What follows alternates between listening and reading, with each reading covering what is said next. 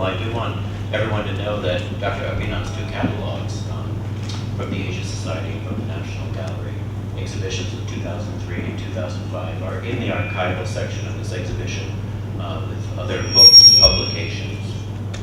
Maybe I don't need this.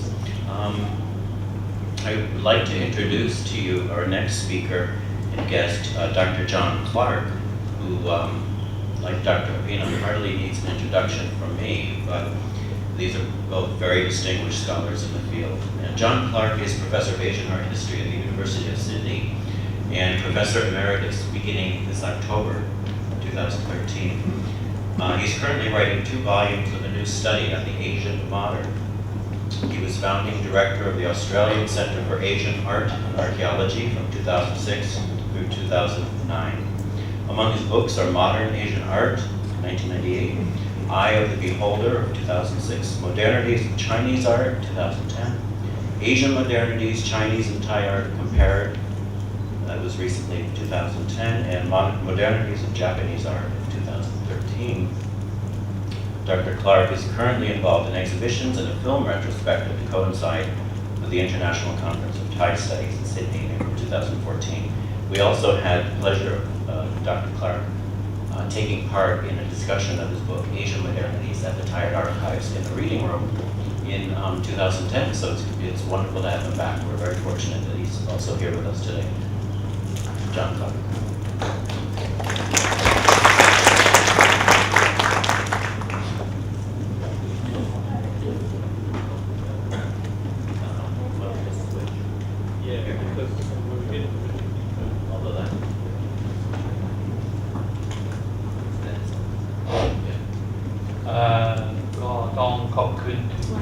Ma เริ่มประชุมนี้แล้วก็ขอบคุณคุณ Gregory กับคุณ Gridthiya ทำกิจกรรม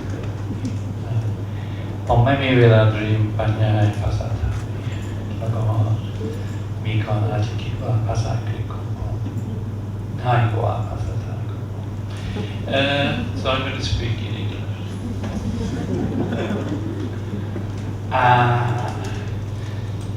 So I'm very grateful for this opportunity to reconsider the work of Montien and Boonma. Since I've not been engaged intensively in the past 2 years generally in work on Thai modern art, but I'm going to take a slightly more distant and, if you like, cooler and less intimate view of Montien's work than the excellent introduction of Abhinav just now, and to see what questions still need to be asked about his work, and by implication his life as an artist and position in Thai society. So, and some of you may be unfamiliar with these images, please read the catalogues which exist in your libraries. It's there for you all to see. What is the possibility of a Thai avant-garde? What are its preconditions in society and in art practice? If we take avant-garde practice, which is now denoted under various alternative names such as leading edge, etc., as the marker of a basic change in the articulation of art practice and its concepts and its media representation, then it would appear Montien's work is that of an artist well ahead of his time and his art world. He was continually caught by, but learned to open up to new spaces of artistic expression between Thai contents and the formal discourses he'd absorbed by his movement through academic conventions, as you can see here, and modernist or early modernist experimentation, as you can see on the right. He was led to a questioning of the social realities he was presented with. He questioned forms of satisfying but emotionally duplicitous expression, it's the possible word for lies, bound up in some cases with the Thai smile and the national flag. However straightforward this transition may seem in one artistic lifetime, and however many other similar cases we may find quite extensively in other Asian countries, this aspect remains among the least accepted and the least explored aspect of Montien's growth as an artist in Thailand. There are many reasons for this. Chiefly, I suppose, it's the lack of a legitimated space for an artist as a conceptual operator. As an intellectual who manifests the face and idea of the future before it is actually present. Indeed, Thai art society still in many ways is rooted in the notion of the agreeable and satisfactory performance of the conventional, sometimes outrageously conventional. However more broadly defined this domain may have become in recent years, artists were in some ways still defined until the mid-1990s as decorators or luxury embellishers of the socially accepted. They were not, in the large, excavators of the new, and little different from craftsmen in social position. Montien was much more than a craftsman or a decorator. His definition of an artist as a creative individual repositioning both contents and methods of art, as well as the notion of an artist, put him ahead of his time, and we have to admit this. What he lacked was the social recognition of this in his time, and a sufficiently concentrated social base for this to become articulated as a movement affecting both art society and society in general. We must not forget, too easily done, and Appin has already referred to this, that he was more recognised overseas in Australia, France, Germany and Japan in his lifetime, apart from some artists and young people who taught, than he was by the general establishment art society in Thailand.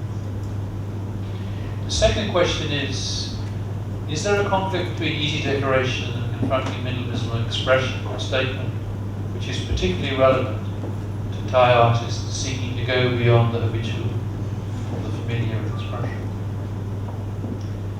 Some early 1980s work by Montien, we've seen these already, seems to confront the notion of one-made or expressed form with a conceptual clarity which is prettified by the surface of the object. Maybe in these few works of this particular period, this is what he felt his audience would accept. But when he was in France, the period for which there is not much direct research, despite the resemblances between his later work and some of his French teachers, particularly,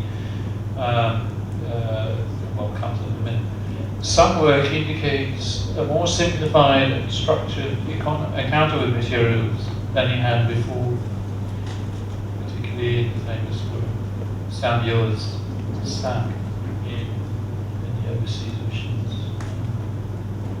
where he stayed in Paris.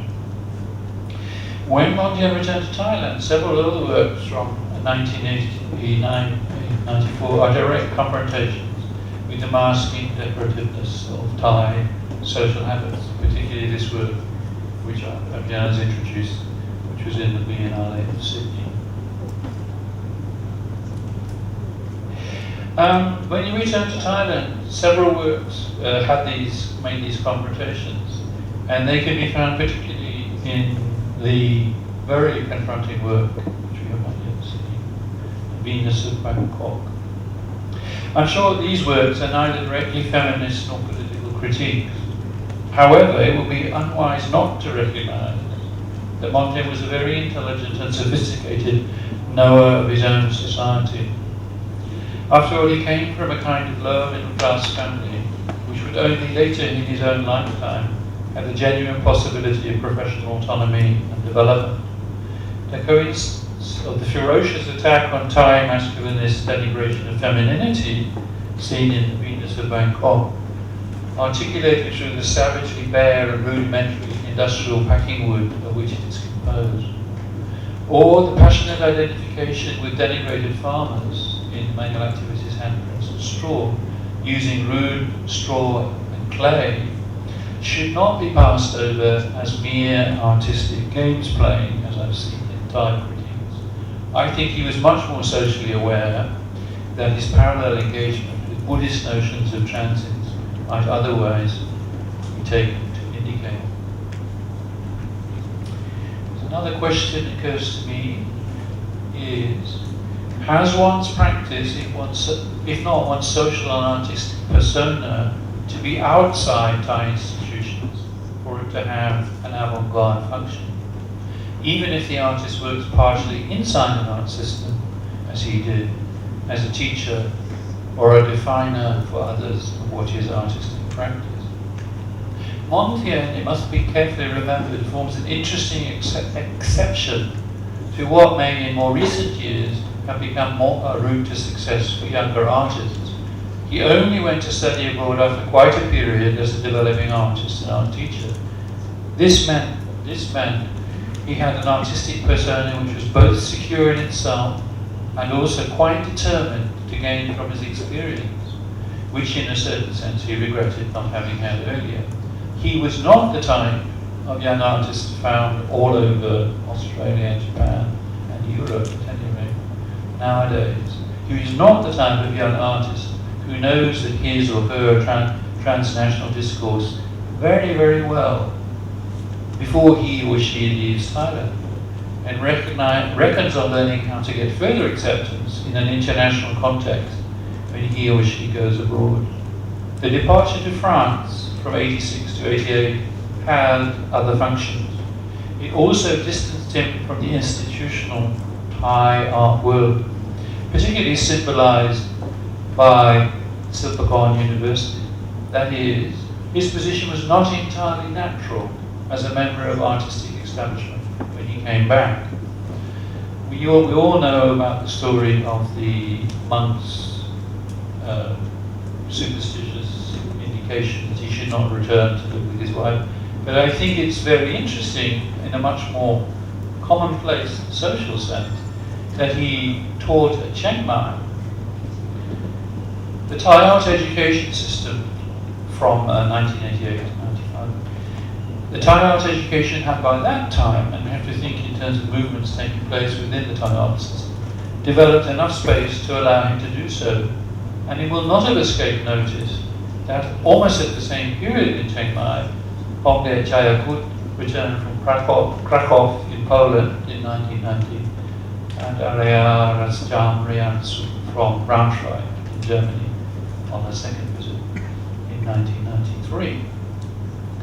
Seen from afar, or with some comparative historical distance, Montien's going to Chiang Mai may have been a Thai manner of lightly circumventing known institutional rigidity or conservative blockage, rather than adopting a course of direct confrontation.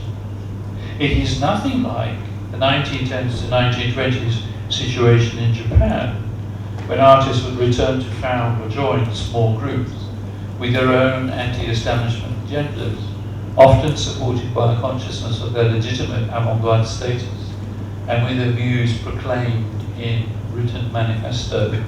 A little thought about the difference between Thailand and Japan makes a lot of sense in understanding Montien.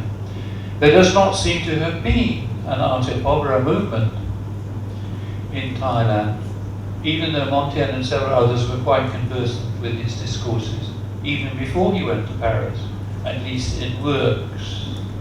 There's no evidence of knowledge, perhaps could Amarawan correct me.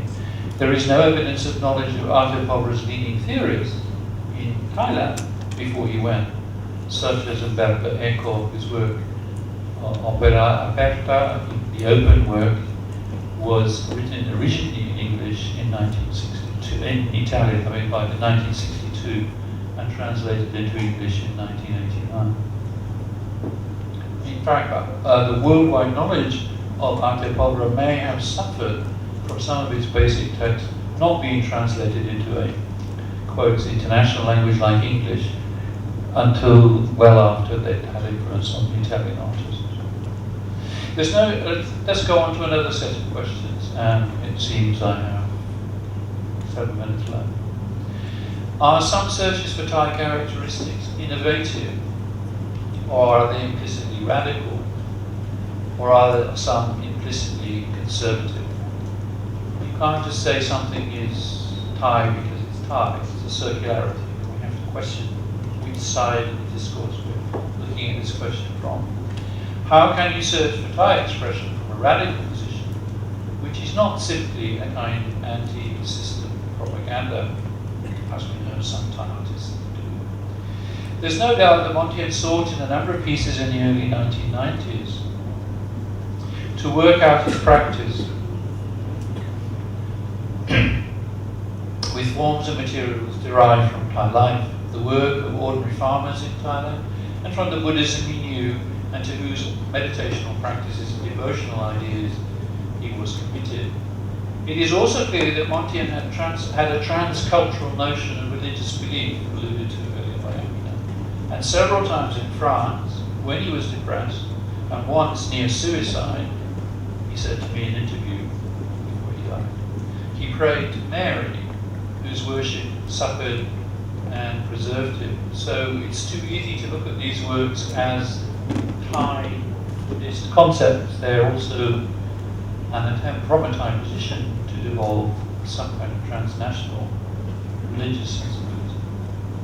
In Paris, he liked to pray in Notre Dame Cathedral. I think he believed in a kind of faith which would carry him over obstacles, but also over the restrictions of culturally specified religion. I understand that he saw Thainess as a grounding of his practice, a place from which to speak, but not as an authorizing context. I want to say something a little bit more speculatory, and then I'll probably stop and run out of time, but I think it's important to make an observation particularly relevant to Montien's life. It seems to me, and my generalization may have a certain restriction, but anyway I'll make it, that many Thai artists, and I've known a few so I can make this generalization, have in their family histories quite a close connection with death, however it's positioned in religious terms. Perhaps this is closer and more obvious than in more northern European contexts, where there is, in present times at least, a much weaker cult of commemoration of the dead through elaborate, extended funeral rites and commemorative books and other works, in churches, for example.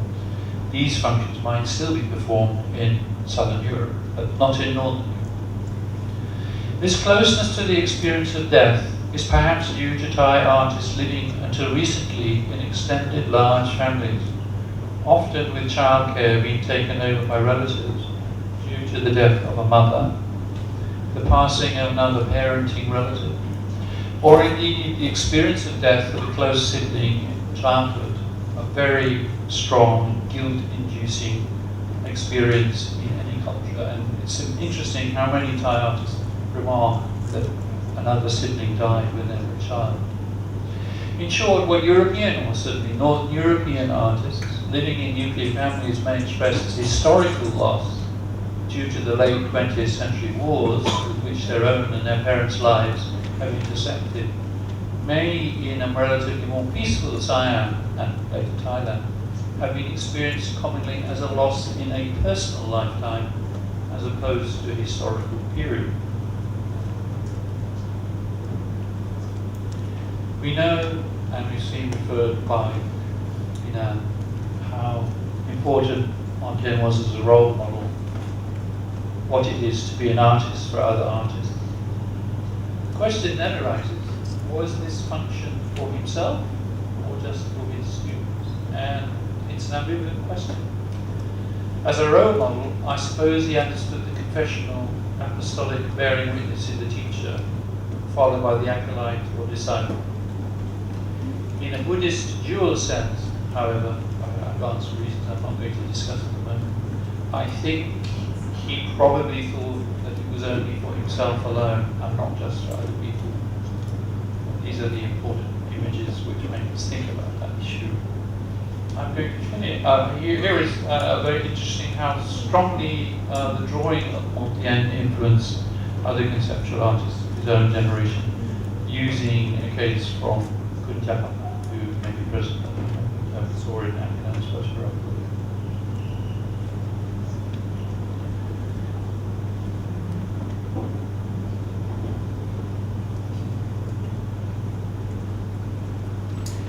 His maturity as an artist was only really achieved in the 5 or 6 last years of his life.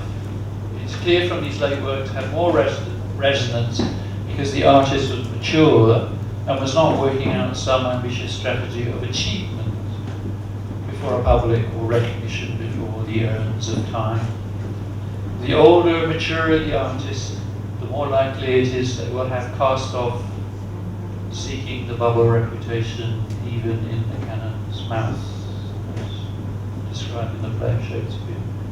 and is more likely such a mature artist will want their work to stand as witness to the ideal, and in this case a sort of transient, however permeable, embodiment of human solace. So then we come to the final question, which has been touched on earlier by him.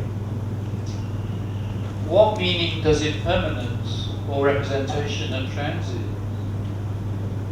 or degraded, that's to say non-fine materials, have in a society where these are regular, commoditized feature of daily digitalized visuality? I'm compressing some complex arguments here. We do not any longer live in a socially constructed material world where we can suffer the illusion of impermanence on a material level, or rail against the decaying physicality and embodied grandiose conceit of human monuments. Beyond the decay of that colossal wreck, the lone and level sands stretch far away. We are not in the early 19th century in Shelley's Romanticism. Our world is materially reproducible, and we live in a world of images which are transient, translatable, and transferable across cultures and continents. This situation has been dreamed of since the 1920s, but now it is the reality in which we live. I would like to know more of the work and ideas of Boissier, Montien's teacher at Saint-Denis, who was involved with early digital and computer art, amongst print work. I get the feeling, and perhaps Montien wrote this down somewhere I have not yet seen, that his work deals in raw material and hand effects because he's particularly aware that the translation from material to image is far more easy in his own time, and therefore more subject to mutability than has been recognized by his peers. Indeed, the whole notion of mutability and transience must have changed by this digital virtuality in ways we who live in it are only just beginning to discern. I don't know if Montien envisaged working in video. Perhaps if he'd lived longer, he would have been able to capture the movement between illusory presence and a plane of values which is transcendent and does not suffer mortal decay.